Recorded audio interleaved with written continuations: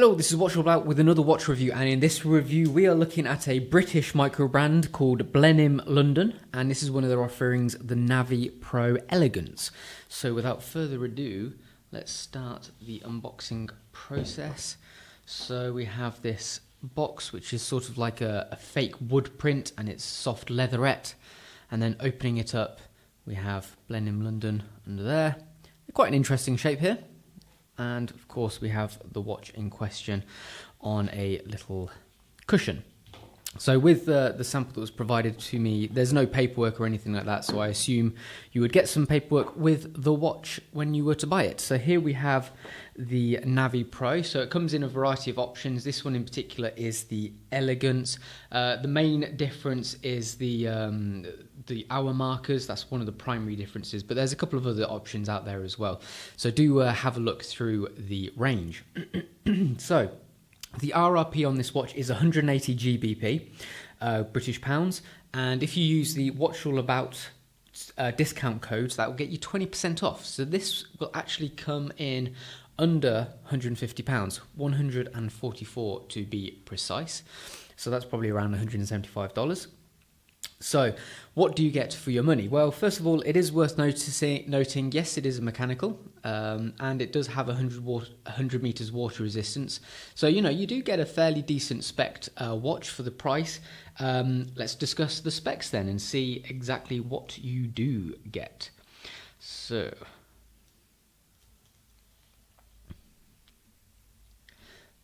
we have a 41mm diameter. We have a height of 14mm.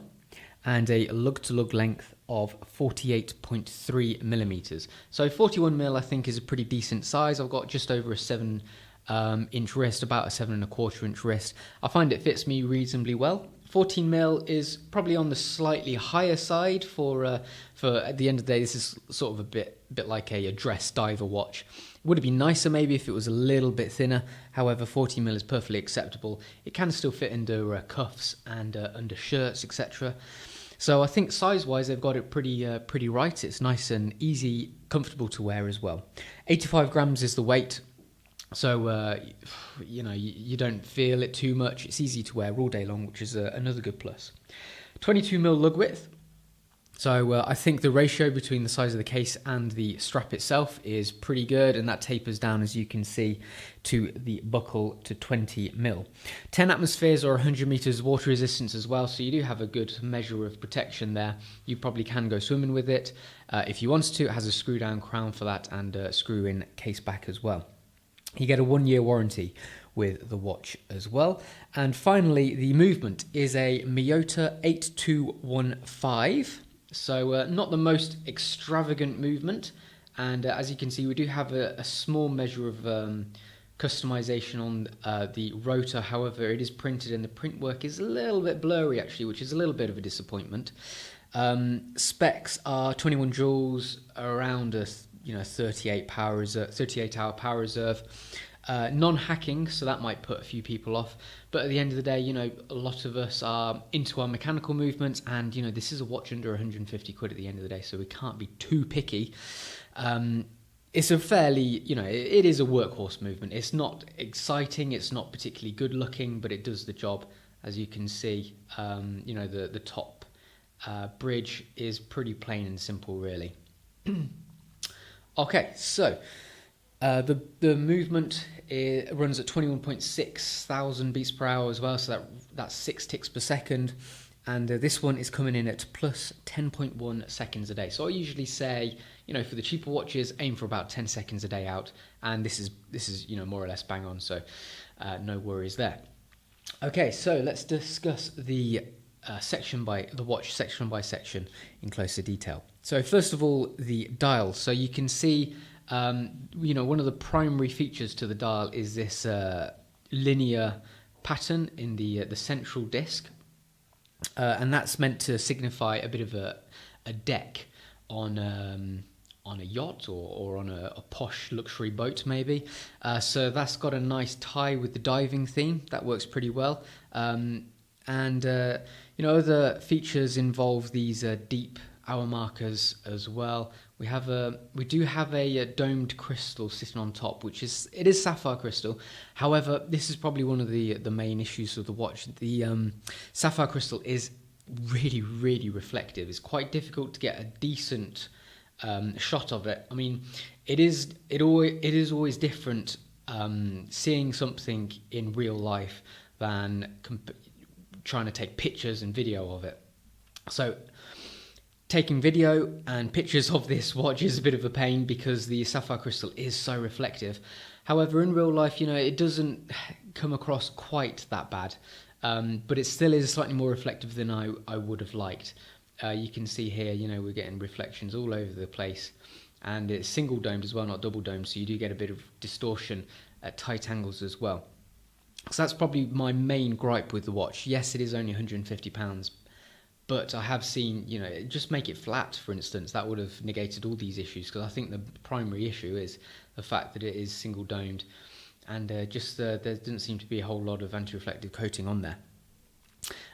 So all in all, though, I think the design of the dial is pretty nice. I picked this one out of their lineup. I think the hour markers are nice with the triangles at 12, at 6 and at 9, and the hands quite simple but easy to read, quite bold, just straight up batons with a pointed arrow. Simple but effective, and I like that about it. And then we have our applied border around the date window as well. So I think it is relatively straightforward, but it's done in a nice bold way. I think it looks pretty good. I'll probably say from a visual perspective, this automatic in the bottom half is probably a little bit too big. Maybe that could be a little bit smaller to make it look a little bit more elegant, a little bit more classy. But apart from that, that's the only niggle I had with the dial, really. Moving on to the case then. So I've mentioned the sapphire crystal, as you can see, pretty reflective. However, we do have this really nice reflective bezel, which is sort of like quite nice and rounded, which you don't see too often. That's reflective as well, but in a nice way. It provides a bit of a luxurious appeal to it because of the reflective nature of that. The numerals are engraved inside the insert as well, filled with lume. So might as well just think about the lume for a moment. I'll put a lume shot up now. It's not the most strong. It takes a little while to charge, and it doesn't stay charged too long. So that's distinctly average. However, let's think about the price here, and we can probably overlook that, I'll be completely honest. So the bezel itself, the action is nice, very smooth, has a decent sound to it as well. There is a little bit of wiggle on it, a little bit of backwards play, but nothing too untoward. I think it's perfectly reasonable within the price frame that we're looking at. The rest of the case is completely polished, so a pretty standard barrel shape. Nothing too exciting about the lugs either. I do like the way that the grip of the bezel extends past the case, providing a really nice grip on the bezel. And that's all fully polished as well, so that looks pretty good because that provides a nice array of reflections on the grip. So the case itself isn't too extravagant or exciting. We have the B for the Blenheim logo on the case, on the crown as well. The crown has some pretty decent grip actually. We'll have a look at that in closer detail in a little bit with the macro lens on. But as you can see there, we've got the B logo. Pretty nice and accurately embossed on the end, so that's quite a nice little touch there. Moving on to the case back, again nothing too exciting. We've got some information surrounding the exhibition window, navigator up here as well, which is sort of like the family of the watch, and then obviously we have the movement as well, which we have discussed in closer detail, in the outset. Moving on to the strap then. So I think the strap is pretty comfortable. It's not the longest, so if you do have absolutely gigantic hands, wrists, then you may consider getting a slightly longer strap. However, it fits me perfectly, and I'm on the third hole, but as you can see, this usually comes a little bit further, but in this instance it doesn't, which is nice for me actually, because I much prefer not to have a really long flappy tail. So I think it works pretty well in that regard. The Blenheim logo is engraved on the top bar as well. So I like the white stitching in contrast with the black. I like the smooth finish to it as well. I much prefer that to a alligator print. So I think they've done all the right things with the strap here, and obviously the black and white just works so well with the watch itself. If I just take it off again, on the underside, fairly straightforward tan kind of finish to it with the Blenheim logo stamped on the bottom, and just looking at the, there we go. Okay, so let's get the macro lens on then and look at it in even closer detail. Okay, so as you can see here on the dial, we have the Blenheim London logo sort of raised on its own little plaque. Same for the text at the bottom as well, and that's probably the automatic type is probably a little bit too large for my liking.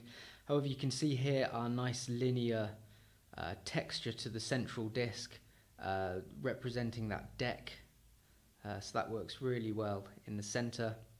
And then we have a slightly raised ring around the outside with the hour markers applied to it.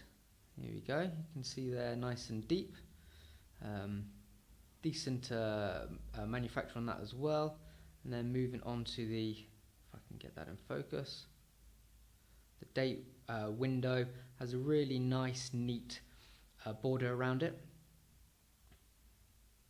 And looking at our hands, you can see they're polished, they reflect the light nicely. I do like the subtle little arrow on the second hand as well. And then our hour hand, a little bit straightforward as well. So again, you know, the quality of the dial is really good. It's such a shame that the sapphire crystal has really let it down, because it's very difficult to get any decent shots of it. Moving on to the case then, starting off with the bezel. Here we have our bezel insert with our nice neat numerals engraved. And then moving around, we have our grip as well. And if we have a look at our crown, there you can see the Blenheim B logo. And look at the grip. As you can see there, nice, decent, thick teeth. Easy to use, very easy to use, that crown. Moving on to the case back then. So details around the exhibition window. Navigator is up here as well. Interesting that it's a different font. Now that probably does put me off a little bit, not necessarily visually, but it's, you know, it's a bit strange really. And then moving on to the movement itself, so we can see it ticking away nicely. And one thing that is, just wish it was a little bit nicer, and that is this print work. Yes, they've gone through all the effort to put their logo on the rotor, but look at it, it's just not done in a very nice way. It's too blurry. It's just not finished very well, which is such a shame, because, you know, it's good that they've put the effort, but just not quite done it to a standard deserving of the watch. So moving on to the, so again, you know, this is a Miyota 8215, so pretty boring movement as far as movements go, but I still like seeing movements no matter how boring they are. Moving on to the strap then. You can see there, soft top grain, and the